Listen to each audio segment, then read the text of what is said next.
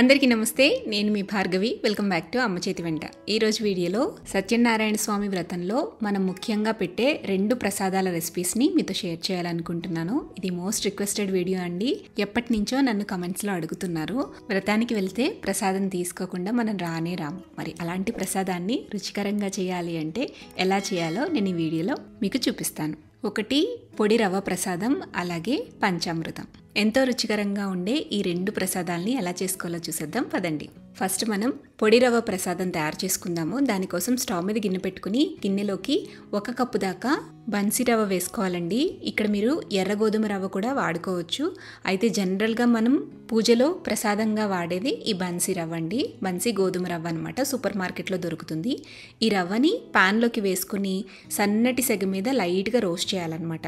ప్రసాదానికి పచ్చి రవ్వని వాడితే నోటికి చుట్టుకుపోతుందండి, తినడానికి కూడా అంత రుచికరంగా అనిపించదు. సో లైట్గా మనం ఈ రవ్వని రోస్ట్ చేసుకోవాలి. మాడిపోకూడదు, రంగు మారిపోకూడదు. గోరువెచ్చగా లైట్గా కమ్మటి వాసన వచ్చేంత వరకు వేస్తే చాలన్నమాట. ఈ రవ్వ కాస్త వేగిన తర్వాత ఇందులోకి 2 టేబుల్ స్పూన్ల దాకా గోధుమ పిండి వేసుకోవాలి. గోధుమ పిండిని కూడా లైట్గా రోస్ట్ చేయాలి. అయితే రవ్వ ఆల్రెడీ వేగి ఉంటుంది కాబట్టి ఆ వేడికి కాస్త వేగితే సరిపోతుందన్నమాట, ఎక్కువ టైం పట్టదు. జస్ట్ 2 మినిట్స్ పాటు లో ఫ్లేమ్లో వేయించేసి స్టవ్ ఆపేసేయండి.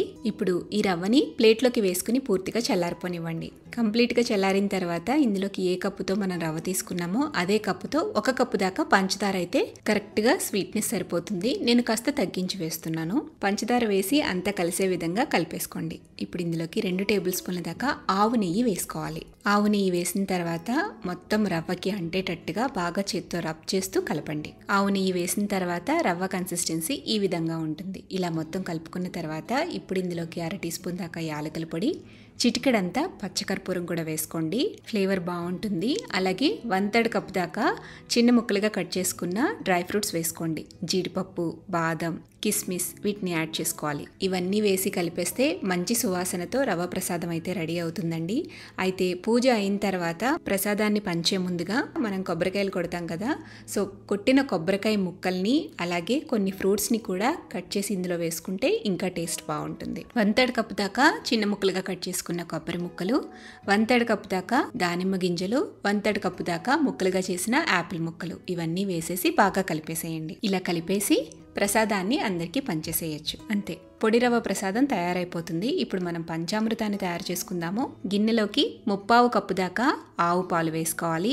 ఇందులోనే 1 టేబుల్ స్పూన్ దాకా ఆవు నెయ్యి, 2 టేబుల్ స్పూన్ల దాకా తేనె, 1/2 కప్పు దాకా పెరుగు, 2-3 టేబుల్ స్పూన్ల దాకా పంచదార, వీటన్నిటినీ వేసి కలిపేస్తే 5 రుచులతో పంచామృతం తయారైపోతుంది. మనం పూజ చేసుకునేటప్పుడు ఈ పంచామృతాన్ని ప్రసాదంగా, తీర్థం కింద, లేదంటే దేవునికి అభిషేకంగా కూడా వాడతాము. ఈ పంచామృతానికి మరింత రుచిని పెంచే ఇంకొన్ని ఇంగ్రీడియంట్స్ కూడా వేసుకోవచ్చు.